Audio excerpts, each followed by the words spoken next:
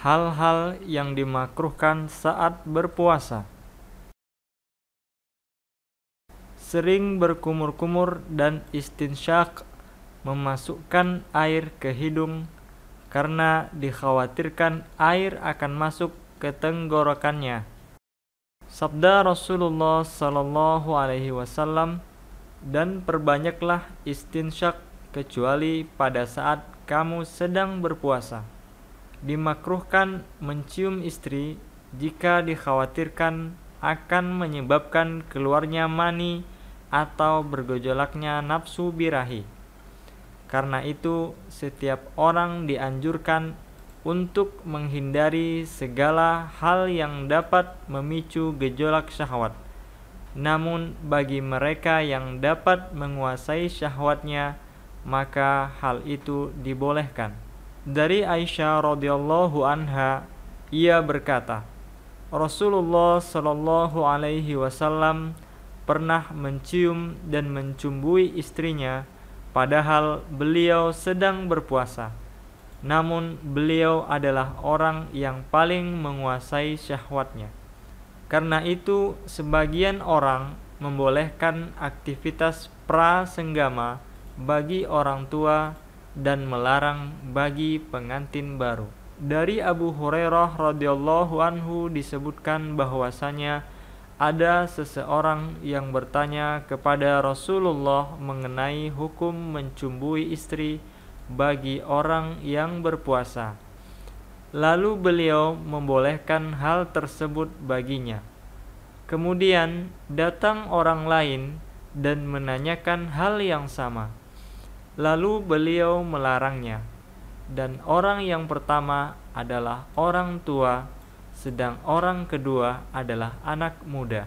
Beberapa permasalahan yang perlu diperhatikan.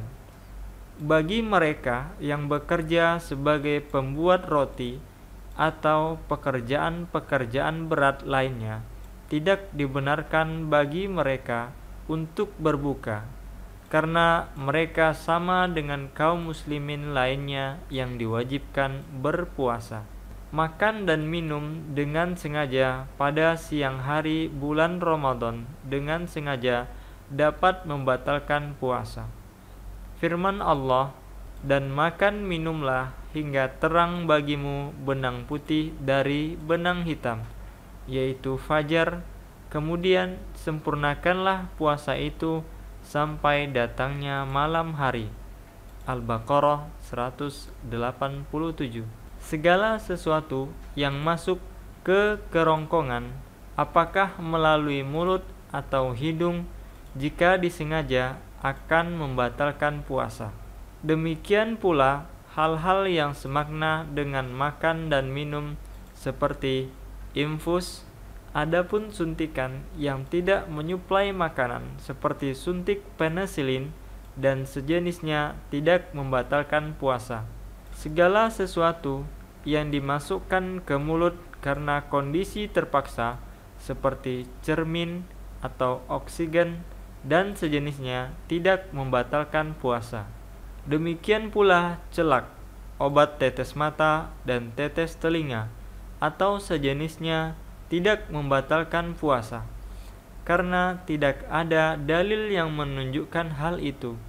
Di samping itu, mata dan telinga tidak berfungsi sebagai bagian anggota pencernaan, termasuk hidung, walaupun perlu lebih waspada, sebab Rasulullah sallallahu alaihi wasallam melarang seseorang sering beristinsyak pada saat ia berpuasa, karena rongga hidung bersambung dengan tenggorokan. Jika seseorang mengonsumsi sesuatu yang tidak memberikan energi atau sesuatu yang dilarang seperti rokok, maka puasanya batal, karena ia mengonsumsinya lewat mulut sehingga ia disamakan dengan makan dan minum. Sesuatu yang tidak bisa dihindari tidak membatalkan puasa seperti debu di jalanan atau sisa makanan yang menempel di gigi atau yang sejenisnya. Jima atau senggama, firman Allah Subhanahu wa taala, dihalalkan bagi kamu pada malam hari bulan puasa bercampur dengan istri-istri kamu. Al-Baqarah 187. Kata ar-rafas dalam ayat ini berarti senggama, sehingga seseorang yang mencampuri istrinya di siang hari, maka puasanya menjadi batal dan dia wajib mengganti puasanya tersebut ditambah dengan kafarat, denda yang berat, yaitu memerdekakan budak. Kalau tidak, maka puasa 2 bulan berturut-turut. Kalau tidak, maka memberikan makan 60 orang miskin.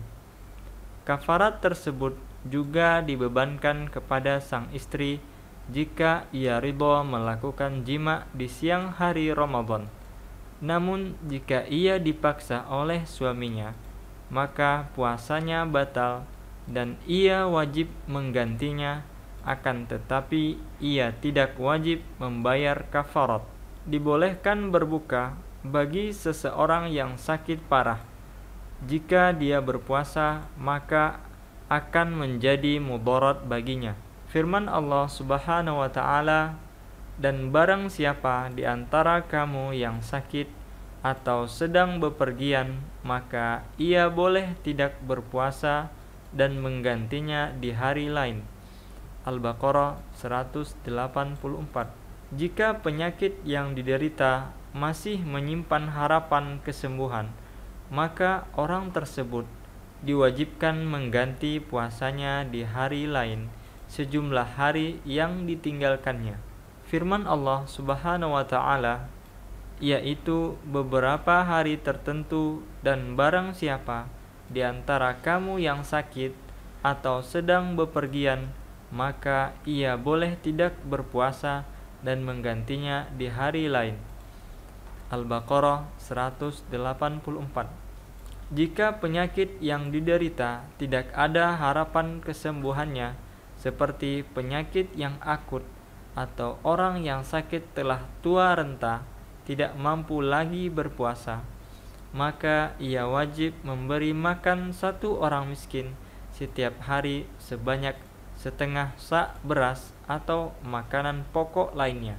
Orang musafir dibolehkan tidak berpuasa, namun ia wajib menggantinya di hari lain.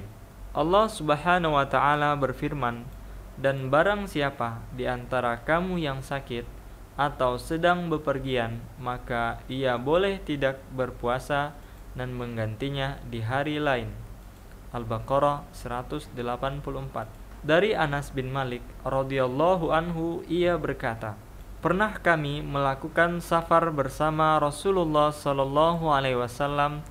Orang yang berpuasa tidak meremehkan orang yang tidak berpuasa. Demikian pula sebaliknya, orang yang tidak berpuasa tidak meremehkan orang yang berpuasa.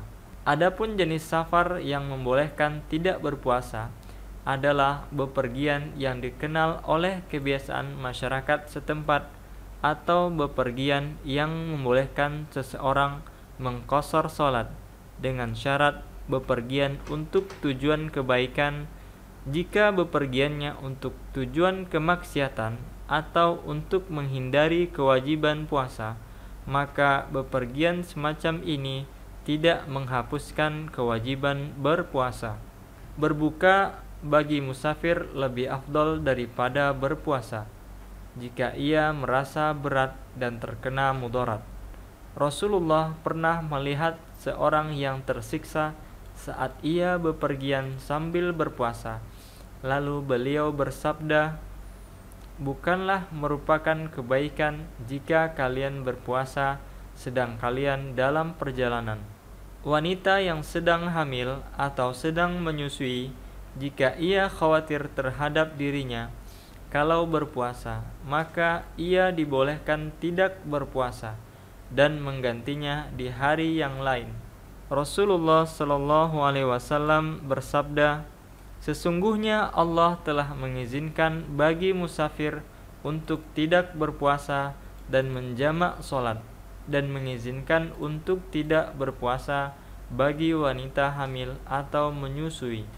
Dan apabila dia mengkhawatirkan kondisi bayinya, maka ia boleh tidak berpuasa, lalu menggantinya di lain hari, ditambah dengan keharusan untuk memberikan makan 1 orang miskin setiap hari.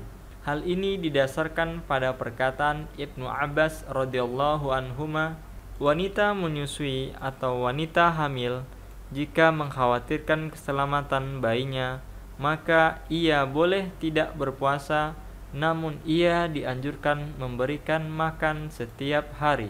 Wanita haid dan wanita nifas diharamkan berpuasa pada bulan Ramadan, dan ia wajib menggantinya di hari yang lain.